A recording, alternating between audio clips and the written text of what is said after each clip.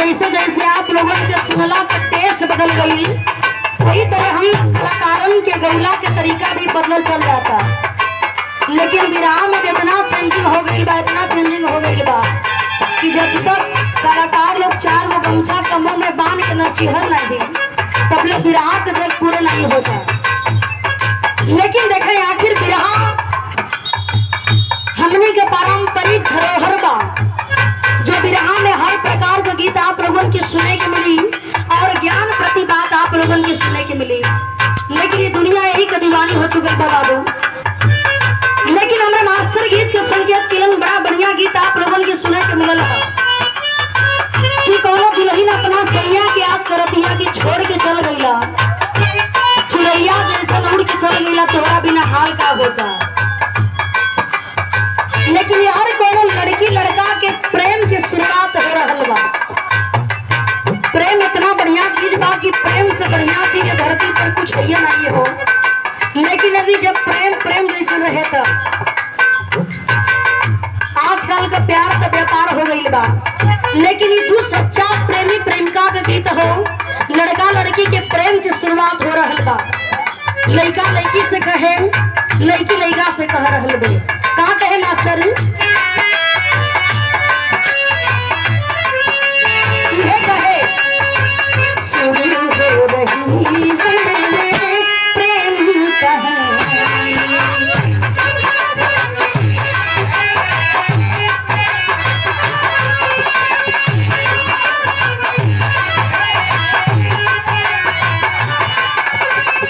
शुरू हो रही है प्रेम कहानी, आग लगी है प्यास जगी है।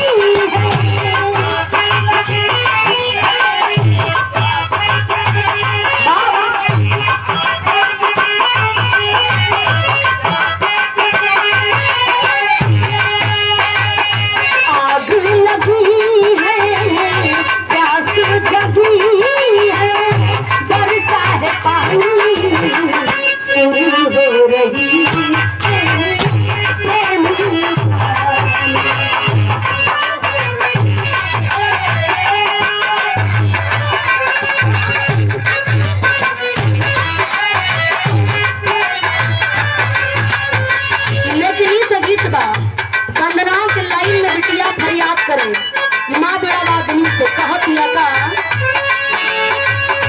विद्या की माँ चला।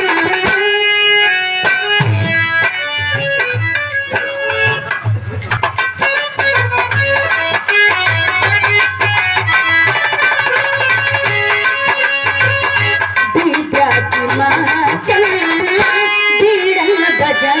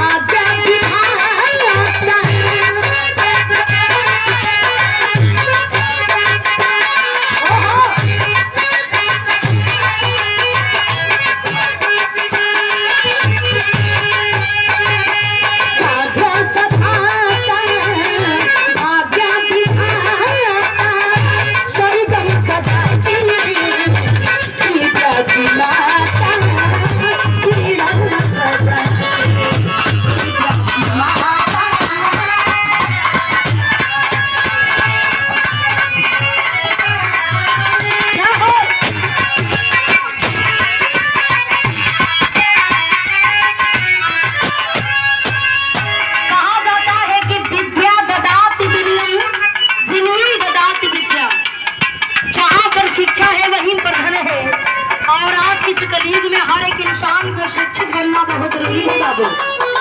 कपड़ा थोड़ा सस्ता रहेगा चलेगा, कि पढ़ाई कहीं देन भाई, विद्या कहीं देन बा। कितना बढ़िया आज हमनी की कंपनी में बैठल बनी जा, जो विद्या को